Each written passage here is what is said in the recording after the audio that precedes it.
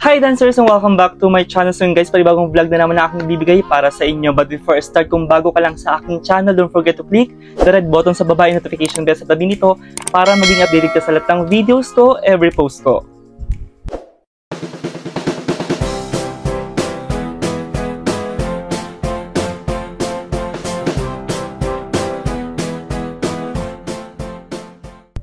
So yun guys, for this video ay ibibigay ko lang yung aking update sa aking Goju Dock Stylus Pen for my iPad 9th Gen. So sa previous vlog ko ay marami ding nagtanong about this product. So for today's video ay sasagutin ko yan isa-isa. And ayun guys, so stay tuned.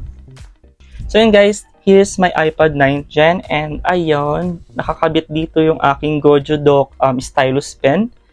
Ayun siya guys. Nyo ba? So this one talaga is perfect sa mga may iPad of course and sa mga student na or naghahanap ng stylus pen na affordable yet nagagawa niya yung task niya for your iPad. And ito is worth less than 1,000 I think. And as you can see guys, okay na okay pa naman siya.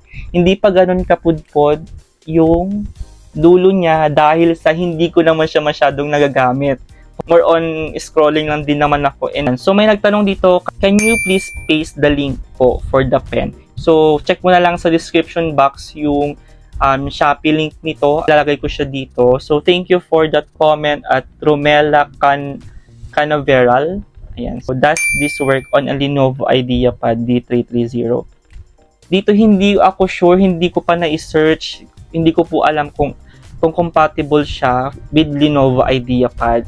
Sabi dito ni @Akiza87, is it still working? How's the nib after a few months of using? So sabi ko nga kanina, hindi ko siya masyadong nagagamit for ilang buwan na guys. So yung nib niya or yung dulo nga is hindi pa naman siya deformed or pudpod. Kung mangyari man yon, don't worry guys kasi sa packaging niya ay may free one nib para pwede nyong ipalit to. So, yun lang siya guys. So, tatanggalin nyo lang siya. Ganyan yung dulo niya. Tapos, balik nyo lang na ganyan. Easy lang. Ganyan.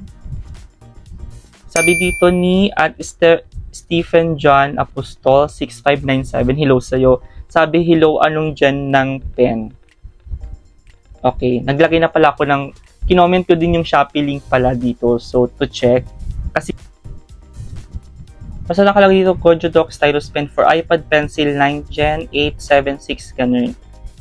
So dito, worth 798 pesos siya. Lahat naman na ng details nandito sa Shopee link na ito.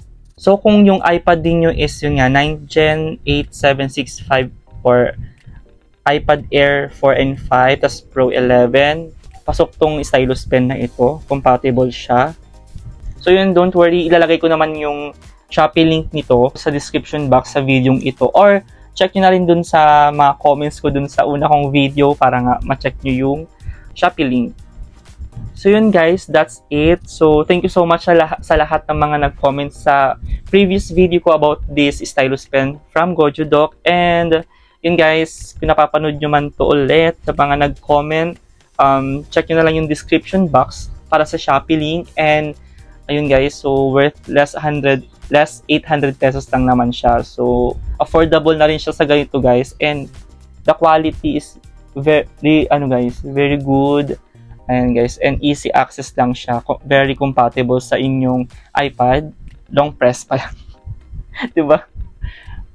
Long press nyo lang guys, mag-on na siya. And basta i-on nyo lang yung Bluetooth connection ninyo sa inyong iPad. Okay na siya. And dito guys is yung Type-C port niya. So Type-C na siya guys. And meron siyang isang lighting indicator. So dito nyo makikita kapag nag-red na ba siya. Ibig sabihin need to charge, low bat. Tapos pag nag-green, full charge na siya. Tapos ngayon kapag standby, naka-color blue.